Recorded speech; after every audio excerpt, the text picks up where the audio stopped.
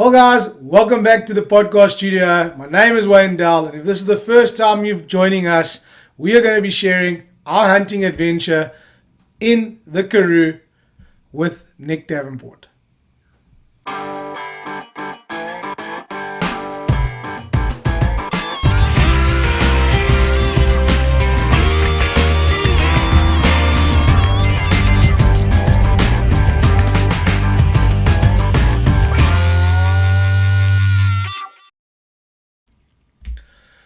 So guys, as you can see, we have done another cracker of a hunt for 2025 in the Karoo. My brother Ryan organized one heck of a trip for us, and this is just going to be my little rundown of what we got up to, how it all panned out again, and hopefully I will get my brother on the show again to share his hunt in full. But for now, you got me. I'm in front of the camera, and let's dive into how this trip all went out. So, for those who follow the social media side of things and the hunts we share, there's a small short video on YouTube where you can watch our Karoo hunt. We're a bunch of rookies trying to film stuff on GoPros and iPhones, trying to just make some fun hunting memory for the group of guys that went with. It's not there that we are trying to become videographers and photographers and stuff. It's just more for filming for us to have a memory of that experience and share some of the jokes and laughs and incidences that happened on this specific trip. So guys, my brother books a trip every year, and this is our second year that we've gone with Nic. Nic's an old schoolmate of ours. We were at Graham College together. He was 2 years ahead of my brother and I, and he's got an awesome property in the Karoo where he is breeding some of the most unbelievable Springbuck genetics there are. And I had a great interview with him last year. Unfortunately, this year, we didn't get to do that interview. But I've got Nic coming to visit soon, and he's coming to hunt with my brother, and the two of them are going to be going after a Cape buffalo. So I've got the privilege of taking the two of them out on a hunt and guiding them. Hopefully this all pans out. It's still planned. Nothing's changed as far as I know, so super excited about that. So hopefully I can get Nic onto the podcast when he's here with us. Maybe do a podcast with him and Ryan. That might be a super cool one, but definitely we'll get him chatting about how far his genetics have come since our last chat. Because right now when we were there, he showed me some photographs of some unbelievable genetics that they've put into their herds, and super exciting to see what the progeny that comes out there, and also super exciting to see what clients have hunted there now in the last season. Showed me some amazing photographs of some monster coppers that they've hunted there. Monster common springbuck. We got to hunt actually one of his areas this trip where I saw the tagged ram that they're using for genetics. Beautiful big ram in the herd there. We all had to be super careful that we didn't take him out. So yeah, he's just an interesting guy to chat with. He's got an interesting outlook on how he's running his farming with his springbuck breeding and South African hunters, and also having international hunters coming in there with outfitters to hunt. So just a super all-round interesting conversation that the two of us will have in the future. And it's awesome to share it with you guys looking for that next adventure, that next trip coming to hunt in South Africa. But back to our springbuck hunt. So in this whole setup, obviously you've got the landowner who runs the hunt and organizes the hunt, that being Nic. Nic organizes other properties to hunt on as well, because as we all know, quotas are an important thing here to keep a self-sustaining herd in South Africa. With regarding any of our game, we got to hunt specific quotas, because remember, these guys are landowners who are stock ranchers, and they have to make sure that their area, their farm, their veld can sustain the number of game that's on it, including the stock that's on it. You can't have your game out eating your stock and your stock out eating your game, and your property becomes a desert. Being the Karoo, we're already hunting up in semi-desert, so they have to be extremely careful on how they manage their areas. And Nic does an exceptional job of doing that. So we are the last group, Nic's last group of the season. It's always the August hunt. And by this stage, we do hunt out on other properties. And if he's got left of Springbuck on his own, we hunt there, which we did this time. We hunted a land neighbor, we hunted his property, and then the third hunt, which would have been our day 2, we actually hunted his brother's ranch, and his brother is a outfitter as well. So really, really cool setup, really nice way of getting guys out there to squeeze the trigger. It's a super fun hunt. We had 8 great guys on the trip with us. We all had the package. You buy a package for this trip. So it's 3 nights accommodation. I think it's 30 or 40 Springbuck in the package, and then from there you can pay per buck to add to your package. So divided by the 8 guys, guys, I'm not getting into my maths or anything here, but divided by the 8 guys, and we rounded it up. We each got to shoot 4 Springbuck, and then we could shoot extras on top of that. So some of us had big numbers, some guys were only shooting the 4, and it's just to get out in the bush and just have one heck of a hunt with a group of guys. But the Karoo is something special in its own right, guys. I live down at the coast. It's beautiful, thick, lush, green. You know, had an unbelievable winter this year where we've got water in our dam still going through winter, and we're going almost into spring now. It's just been an unbelievable winter. It comes with its own challenges being so green, and if you're a stock farmer, though, you get all the other dramas that come with it. But the Karoo is very different. It's grey in color. It's got all the little Karoo bushes. You know, it's these vast flat areas with all these wild plum trees.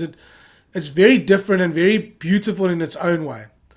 So it's always nice going from the coast, getting used to hunting the thick Fish River Valley in the bush here, going out and experiencing that, because it's nice having that on our doorstep. It's literally a 2-hour drive, 2.5-hour drive from home for me, and I'm in a completely different biome of hunting. So that's really, really cool. But we started our morning bright and early. The guys must have wet their beds because some of the oaks had us up at 4 a.m.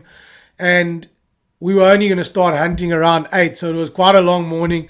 Guys were super excited about this. They were getting their gear all ready, getting their tags ready, so when you shoot your animal, you can tag it, so no muddle ups in the group. And some guys we had on the group were first timers to the party to join us. Some oaks are, being Ryan's hunt, it's family members and friends, so his brother-in-laws who are all avid hunters, and then myself, and then a couple of buddies join in. There's just some great camaraderie around the fire in the bush, and it's just one heck of an adventure to be on. So Nic gets us set out in our areas, and we have our briefing before, and he talks about shooting in your arc. So landowners who do this really, really well, and Nic being one of them, get you guys set up and you have a shooting arc, and he explains that you'll shoot between that bush and that mountain range, and that is your safe zone. The area that we hunt in, some of the camps we hunt in were 500 hectare camps, which is 800 to 1,000 acres for the American guys that are watching that, in comparison, to give you the areas that we were hunting and shooting the Springbuck out of. And then he set us up in a way that we were back to each other and all shooting away from each other in these arcs. And then he has 5 guys walking in high-vis vests, moving the Springbuck as best as possible past us in our shooting ranges. I had Springbuck going behind me at 5 yards and I can't shoot it. You know what I mean? And that's the excitement. You got 200 Springbuck running past you here, and you got 50 running in front of you there, and you've got another 100 running up there. It's just unbelievable the numbers of Springbuck there are in this area. It's just awesome, awesome to see. And I was extremely lucky in my first spot where we were set up. Some guys weren't that lucky. I got myself set up on a pack. I like getting myself low, shooting my pack when we're doing these color hunts to make the shots more accurate. We've got our shooting sticks there if the bushes and brush are a bit high that you can't get lay prone. Guys even go as far as bringing their own shooting chairs when they do these type of driven hunts. And it's just a fun hunt. And I got to shoot 5 awesome rams in my first sitting. This piece of ground, we could shoot the biggest. It didn't really matter. We were just thinning out the numbers to make sure that the stock and Springbuck don't clash, because these are all small stock farmers. And other guys weren't shooting, and I still went over on the radio going, yes, I feel bad, I'm shooting. And the farmer says, well, you better shoot now. You don't know if you're going to get into the next spot where you get opportunity at shooting these other animals. So I pulled off a cracking shot. It was my first shot, nice and close. Did a frontal on a Springbuck. I'm shooting my 30-06, actually improved, a little bit overkill, but unfortunately I hadn't got my 222 Remington set up, and what I really wanted to do was shoot with my old 303 with my 125 grain load, super zippy, super flat, hard hitting, great for doing cull shots, head shots.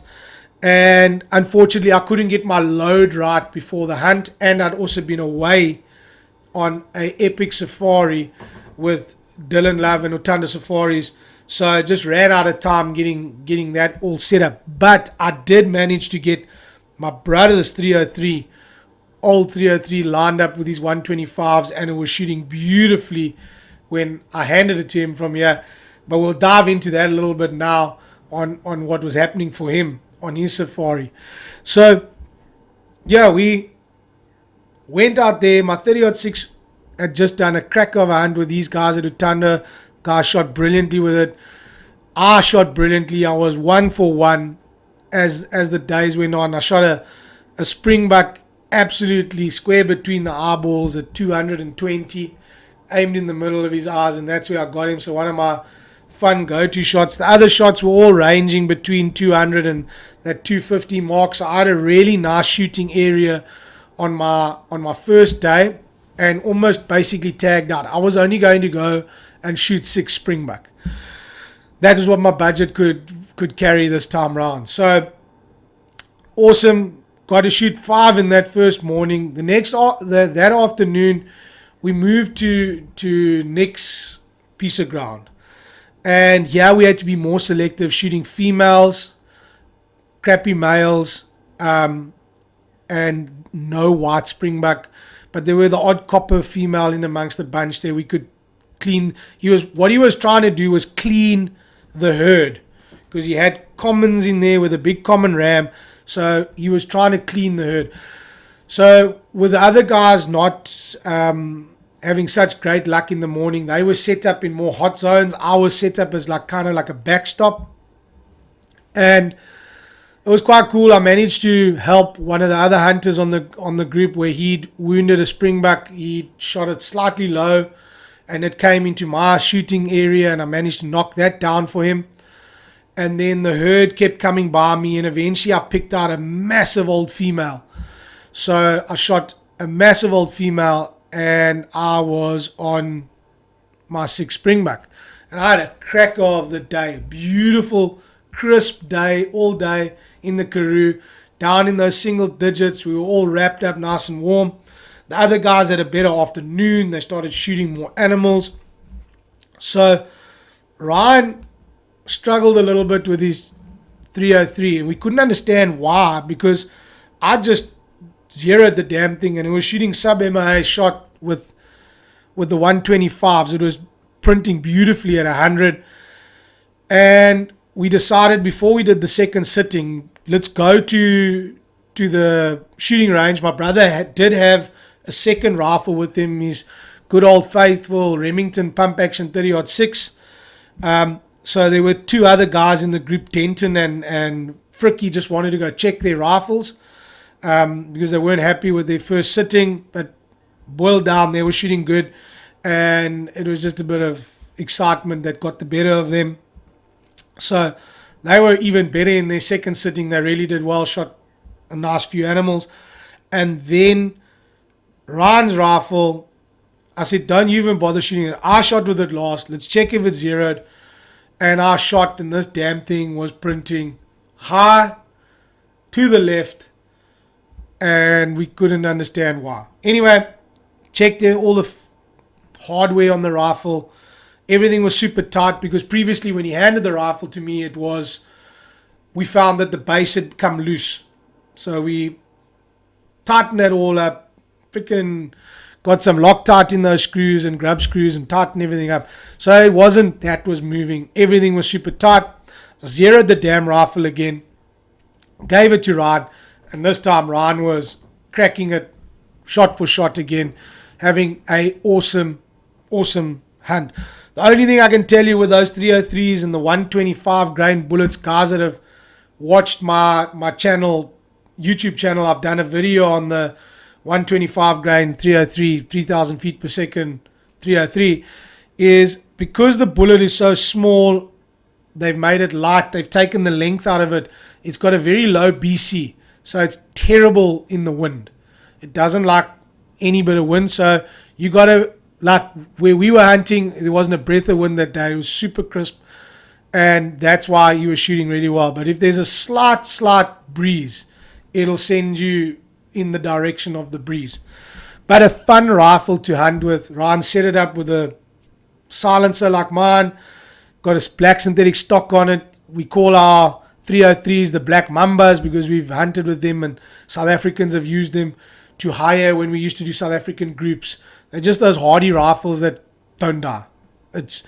And the next day, Ryan was absolutely smoking Springbuck. So we moved to Nic's brother's place, and him being an outfitter, there we had to be way more selective. No rams on the card unless the ram wasn't of quality trophy in commons. No coppers to be shot, no copper rams to be shot, no white Springbuck male or female to be shot, and no black Springbuck rams to be shot. You could shoot black females, you could shoot copper females, common females. That was all on the cards, and also another massive area to hunt in. So we all got set out, and I was basically tagged out, and I thought, okay, maybe the budget can squeeze another 2. So guys were having a cracker of a time, guys were shooting, and where I was set up this time around, guys, it was a massive big open. There was a fence line out in front of me where the Springbuck came down the fence line, and we ranged it out, and the fence line was 360, 370, 380, depending where along the fence are, if they stopped for me to have a shot. And it was making it really difficult for me to get a shot because the Springbuck would come running along. There was a thorn trees running into an old ground dam. So they'd come trotting slowly through the thorn trees, and then when they'd hit the clearing, there was a massive 500, 600 yard clearing where I was allowed to shoot, and then they'd hit the thorns trees again and slow up. So when they came past me there, they were moving quite quick. So it was very difficult to try and sex at that distance, pick out the bunch, make sure nothing's standing behind the other. So I wasn't getting very lucky in this case where the other guys were starting to tag out. Eventually, the Springbuck came and hovered in front of me. It was a smaller group, not the main group.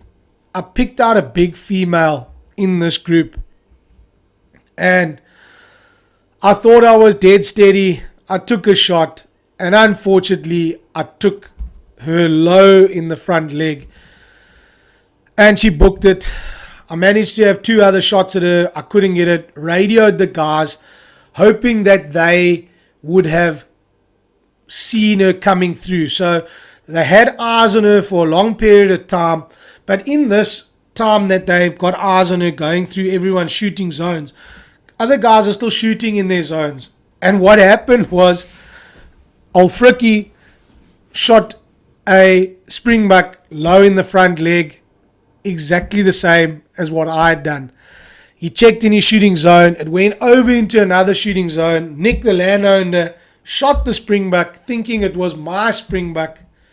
And unfortunately, it wasn't my Springbuck. It was Frikkie's Springbuck. So by the time the hunt came to an end, we had no idea where my Springbuck had vanished to. And unfortunately, it is hunting. It's a bitter pill to swallow. I paid the man his money. I pulled off a cuck shot. And I had to go home with 1 Springbuck less, which was 1 Springbuck more than what I was going to hunt. Anyway, the hunt finished. We had a cracker of a hunt. Everyone else had a much better day. I think all in all, we finished up with 52 or 56 Springbuck, round about there, in our 2 days of hunting. And everyone thoroughly enjoyed it. Nic runs one hell of a smooth operation there. Ryan, who books the hunt for us, feeds us and looks after us. We pay him to do the catering. He gets all the food organized and stuff. All we got to do is arrive there with our snacks and our drinks and enjoy ourselves. And I think the guys hit it out the park this year. Nic, great job. Ryan did an excellent job. I myself was super happy other than my 1 poor shot. I was on a 100% strike rate until that happened. But it's hunting, guys. And it's just a different experience, and it's an awesome way to get out in the bush and get there and do these things with a great group of mates, hunting in the Karoo where we don't get to do it often, or some guys don't ever get to experience other parts of the Eastern Cape. I myself just been lucky as a guide to visit all these places, but now am lucky to do these hunts with family, friends, and just enjoyed it. So guys, if you're enjoying these podcasts, please, man, hit the like and subscribe button, turn on the notification bell, give us a thumbs up, jump on the comments, and let me know what you think about it. This is just a short, sweet one about hunting in the Karoo, our 2025 adventure, all on my side of the hunts. The guys have got their own versions of it, but it was an epic adventure for me, and can't wait to do it again in 2026. So till later, guys. Cheers.